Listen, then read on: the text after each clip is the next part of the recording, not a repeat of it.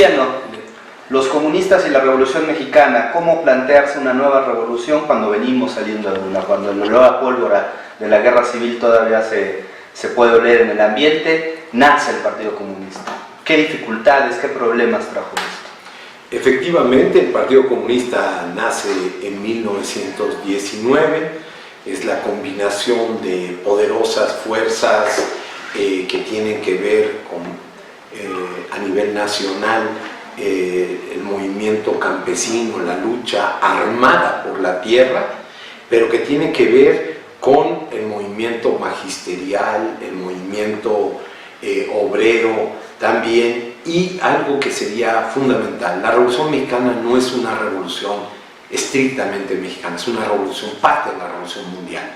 O sea, es contemporánea a la Revolución bolchevique, después va a alcanzar la Revolución China también, y la Revolución Cubana nos agarra aquí al lado. O sea, está absolutamente próxima a nosotros, y esta revolución y esta construcción del Partido Comunista tuvo un origen internacional inserto en las particularidades de lo que es esa revolución, que fue una revolución que generó 1 millón de muertos sobre la base de una población que era poco más de 10 millones de habitantes. O sea, estamos hablando de una guerra civil, como dices tú, de proporciones impresionantes. Yo diría que si recuperamos cuál es el programa de los comunistas en la revolución, el primer término sería la participación no solamente en la internacional, sino particularmente en la construcción de la cresta interna. La cresta interna es la Internacional Campesina. Esta Internacional Campesina tiene un vicepresidente que es un mexicano, el presidente es un polaco, y esta construcción lleva a todo un planteamiento de cuál es el papel de los campesinos en las transformaciones sociales. No hay que olvidarnos cuál fue el que tuvo en Rusia, con los eseristas, con los socialistas revolucionarios que participan de la primera oleada de cambios revolucionarios, y después se confrontan con los bolcheviques. Pero en el caso mexicano, el planteamiento y la reunión aún con el propio Lenin de los dirigentes campesinos mexicanos, de un movimiento campesino en armas que se comunicaba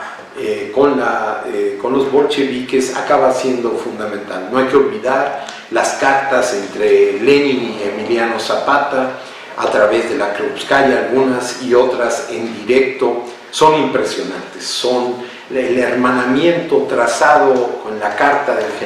dirigida al general Amezcua para que la entregara a los bolcheviques por parte de Emiliano Zapata, es la gran muestra de un sentido internacional, aún de aquellos movimientos que se decía eran los más localistas entre los localistas, porque la revolución zapatista es la revolución del sur, acotada casi a un estado, con extensión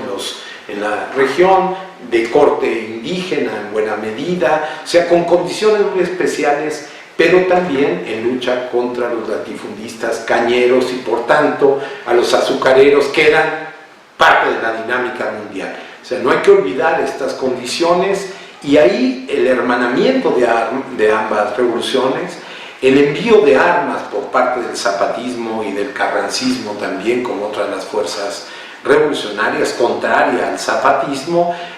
no solamente nos ubican en una conexión fortuita o folclórica de cómo se da esto, sino se plantean el reparto agrario y el reparto radical no pago, esto es, el expropiar a los latifundistas, y que México acaba con una clase y acaba físicamente con una clase. Aquí en este país los latifundistas fueron fusilados, fueron expulsados del país, pero se acabó el latifundismo. Entonces, en México no es la convivencia entre formas latifundistas y formas campesinas, sino representa efectivamente una ruptura de corte, podríamos decir así, histórico, en términos de la deconstrucción de una clase y la construcción del campesinado organizado en términos colectivos, reparto a las colectividades y no a los individuos de la tierra, etcétera, toda una serie de rasgos. Aquí los grandes repartos agrarios se identifican con el avance de las fuerzas comunistas. Estoy hablando del Veracruz Rojo con Úrsulo Galván, que era precisamente el vicepresidente de la Internacional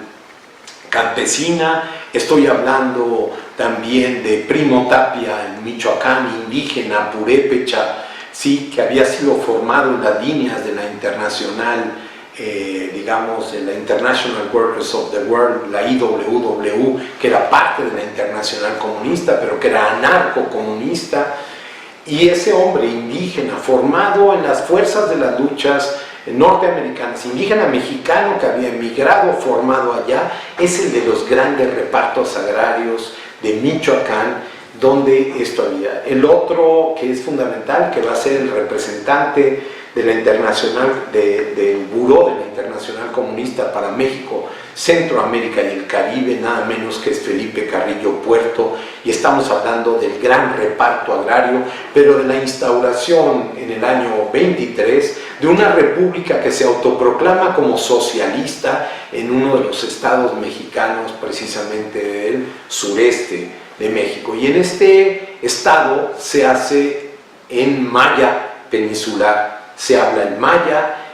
se incorpora el voto de las mujeres por primera vez en este país, o sea, las mujeres en los años 20 votaban en Yucatán, ¿sí? Y no será hasta los años 50 donde el voto se generalizará al conjunto del país. Pero hablamos de un movimiento feminista, no solamente de un movimiento, digamos, del voto femenino, es un movimiento feminista impactante que va acompañando un movimiento obrero, pero con la restauración de la milpa, esto es de la producción campesina fundamental. Pero si hablamos de Morelos, la continuación y el reparto agrario que durará hasta los años 60 con Jaramillo también, integrante del Partido Comunista, tendrá una fuerza y una impronta radical en lo que significa el reparto agrario en armas, y entonces hablamos de un reparto rojo, de un reparto con la participación de las masas y no un reparto del Estado alrededor de una constitución,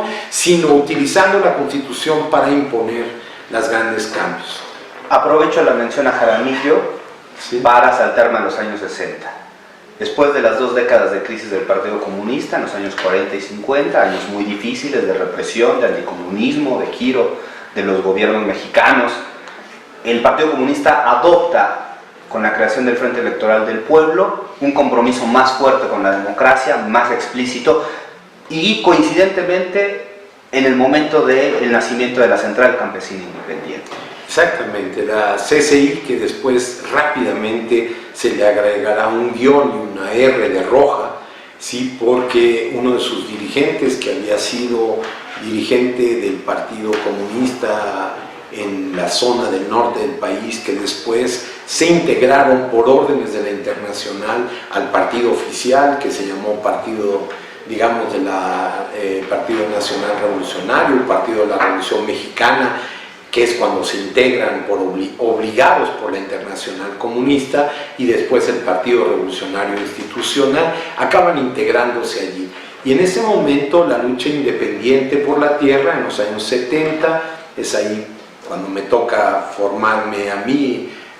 en las luchas campesinas, en los años, a principios de los años 70, nos convierte en una fuerza con cerca de 11.000 tomas de tierra en el conjunto del país, para en aquellos lugares donde había sido repartida la tierra, pero no ejecutada por los gobiernos debido a la presión, digamos, de los pequeños latifundistas locales o de las fuerzas políticas reaccionarias, etcétera, se pudiera cambiar. Pero aquí está la impronta de la Revolución Mexicana. Y es muy importante porque junto con el Partido Comunista tenemos el Movimiento de Liberación Nacional. Jaramillo, que es uno de los grandes, había sido capitán zapatista y después se convierte en guerrillero y en la construcción de todo un sentido. Después es asesinado en un momento de firma de una paz, es traicionado y acaban asesinándolo a él, a su mujer, que era la más radical, por cierto, entre los dos, y cerca de los 11 hijos de ella, sí, y el único de él con ella, acaban con esa acción pegándole a esa central campesina independiente que estaba surgiendo en el país. Hay que decir que era la cuarta oleada de intentos de construcción de un sentido nacional del movimiento campesino revolucionario en México, y que volvía a ser singularmente con la continuidad del zapatismo a lo que es, sí, el jaramillismo, pero después toda la construcción alrededor de, digamos, de los miembros del Comité Central del Partido Comunista Mexicano, como Dolores López, como Danzós Palomino, como Rafael Jacobo, que eran dirigentes, algunos de ellos indígenas, otros mestizos, en la gran lucha por la tierra. Entonces, es ahí donde empieza a darse una combinación de un partido que vuelve a la acción de masas, que está preocupado por la construcción de las masas y que por tanto pasa al sentido de la democracia profunda. Esto es un partido también influido con el 68, 1968, el movimiento estudiantil del 68, que pone en la cárcel a cerca de la mitad del Comité Central, a casi toda el Comité Central de la Juventud Comunista, junto con otros dirigentes también de viejos comunistas, escindidos en distintas fuerzas, pero que pone en la cárcel a la izquierda durante 3 años, y que coincide con otros cambios latinoamericanos, ya con